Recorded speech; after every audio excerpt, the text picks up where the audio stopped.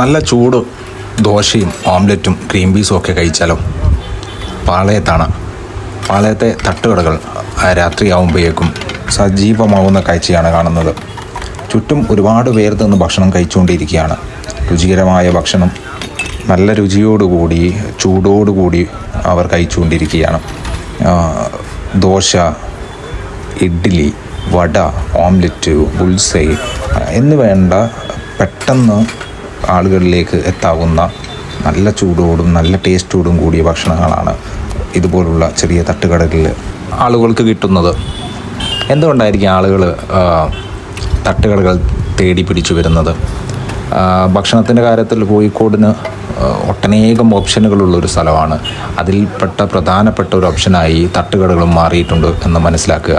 സാധാരണക്കാരനായ പാവപ്പെട്ടവൻ്റെ വഴിയമ്പലങ്ങളാണ് ഇതുപോലുള്ള തട്ടുകടകൾ എന്ന് പറയുന്നത്.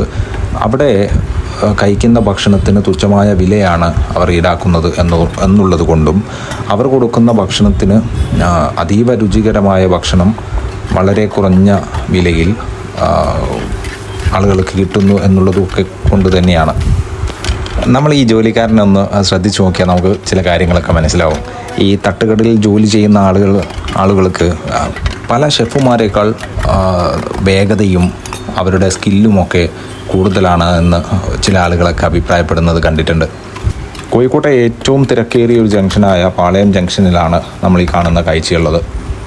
വൈകുന്നേരം അന്തിമയങ്ങുന്നതോടുകൂടി അവർ നിരത്തുകളിലേക്ക് സജീവമായി കൊണ്ടിരിക്കുകയാണ്.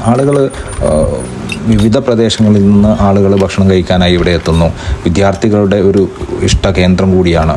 ഒരു തവണ ഇവിടുത്തെ ഭക്ഷണത്തിൻ്റെ രുചി അറിഞ്ഞവർ വീണ്ടും വീണ്ടും അവിടേക്ക് എത്തിപ്പെടുന്നു എന്നുള്ളത് തന്നെയാണ് തട്ടുകടകളുടെ വലിയ വിജയമെന്ന് പറയുന്നത്. അതിന് ഒരുപാട് കാരണങ്ങളൊക്കെ ഉണ്ടാവും, പക്ഷേ അതൊരു വിജയമാണ്. ഇവിടെ തീൻമേശകളോ ഇരിക്കാനുള്ള ഇരിപ്പിടങ്ങളോ ഒന്നും തന്നെയില്ല. ആളുകൾ നിന്നുകൊണ്ടാണ് ഭക്ഷണം കഴിക്കുന്നത്. എത്ര വലിയവനാണെങ്കിലും എത്ര ചെറിയവനാണെങ്കിലും ഒരേപോലെ നിന്നും ഇരുന്നും നമ്മുടെ ബൈക്കിൻ്റെ മുകളിലൊക്കെ ഇരുന്നാണ് ആളുകൾ ഭക്ഷണം കഴിക്കുക. അത് കാണുമ്പോൾ തന്നെ വലിയൊരു സന്തോഷമുണ്ട്. ഈ ഭക്ഷണം ഉണ്ടാക്കുന്ന ഇവിടെ പെപ്പറിൻ്റെയും ഓംലെറ്റിൻ്റെയും ഒക്കെ സുഗന്ധം ഇങ്ങനെ പാറി പറക്കുന്നുണ്ട്. അത് ആരുടെയെങ്കിലും അത് ശ്വസിക്കാനിട വന്നാൽ അവർ ഇവിടെ വന്ന് ഭക്ഷണം കഴിക്കാതെ മടങ്ങില്ല എന്നുള്ളതാണ് ഇവരുടെ വലിയൊരു വിജയം. തട്ടുകടക്കാരുടെ ആവശ്യങ്ങൾ എന്തൊക്കെയായിരിക്കും? അവരുടെ പ്രയാസങ്ങൾ എന്തൊക്കെയായിരിക്കും? ഇതൊക്കെ സർക്കാർ തലത്തിൽ അത് കേൾക്കാനും അവർക്ക് വേണ്ട പരിഹാരങ്ങൾ ചെയ്തു കൊടുക്കാനും ഒക്കെ തയ്യാറാവുന്നുണ്ടോ? പുതിയ സർക്കാരിൻ്റെ കാലത്ത് അവരുടെ പ്രധാന ആശയങ്ങളിലൊന്നാണ് ഫുഡ് സ്ട്രീറ്റുകൾ എന്ന് പറയുന്നത്. ഈ ഫുഡ് സ്ട്രീറ്റുകളിൽ ഇതുപോലുള്ള തട്ടുകടക്കാരുടെ സജീവമായ പ്രവർത്തനമുണ്ടെങ്കിൽ വലിയ വിജയമാകുന്നതിൽ തർക്കമൊന്നുമില്ല. പക്ഷേ അവർക്ക് എത്തിപ്പെടാവുന്ന രീതിയിലേക്ക് അവരുടെ ആവശ്യങ്ങളെയും അംഗീകരിക്കുമ്പോഴേ അത് സാധ്യമാവൂ എന്ന് തോന്നുന്നു.